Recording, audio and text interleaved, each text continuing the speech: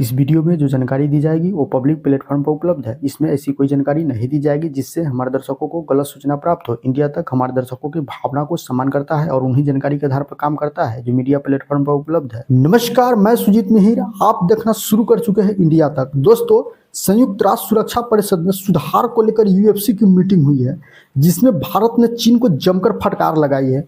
तो क्या है ये यूएफसी और यह भारत को संयुक्त राष्ट्र सुरक्षा परिषद में शामिल होने में किस तरह बाधा बनता है और क्या यूएफसी को दरकिनार कर भारत यूएनएससी के परमानेंट सदस्य बन सकता है, चर्चा करेंगे विस्तार से इस वीडियो में, इसलिए वीडियो के अंत तक बने रहे। अगर आप नए हैं तो चैनल को सब्सक्राइब करें और बेल आइकन को दबा लें ताकि हमारे आने वाले वीडियो पहुंचे सबसे पहले आप तक। तो चलिए वीडियो को शुरू करते हैं। दोस्तों, भारत ने संयुक्त राष्ट्र सुरक्षा परिषद में सुधार पर अड़ंगा लगाने के लिए चीन को जमकर फटकार लगाई है। भारत ने सुरक्षा परिषद में सुधार के लिए पेश किए गए यूएफसी यानी कि आम सहमति के लिए एकजुटता मॉडल को बेकार बताते हुए इसकी आलोचना की है। संयुक्त राष्ट्र में भारत के स्थायी दूत रुचिका कंबोज ने कहा, यूएफसी मॉडल संयुक्त राष्ट्र की स्थायी सीट में कोई बदलाव नहीं होने देता, साथ ही इसमें अफ्रीका और ग्लोबल साउथ को कोई प्रतिनिधित्व नहीं दिया गया है। आइए जानते हैं ये यूएफसी मॉडल क्या है। संयुक्त राष्ट्र में सुधारों को लेकर भारत, जापान, जर्मनी और ब्राजील ने G4 देशों का एक समूह बनाया है जो इन सुधारों के लिए मुहिम चला रहे हैं।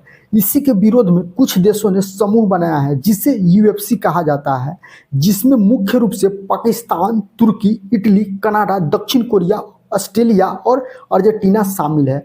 चीन इस समूह में पर्यवेक्षक की भूमिका में शामिल किया गया है।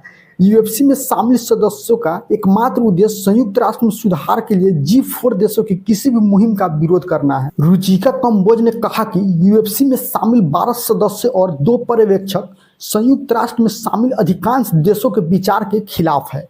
इसके साथ ही रुचिका कंबोज ने यूएफसी मॉडल का समर्थन करने वाले चीन की भी पोल खोलकर रख दी। रुचिका कंबोज ने 18 मार्च को आईजीएन बैठक के दौरान कहा, यूएफसी मॉडल संयुक्त राष्ट्र सुरक्षा परिषद की स्थायी और अस्थायी सीट में किसी विस्तार का विरोध करता है।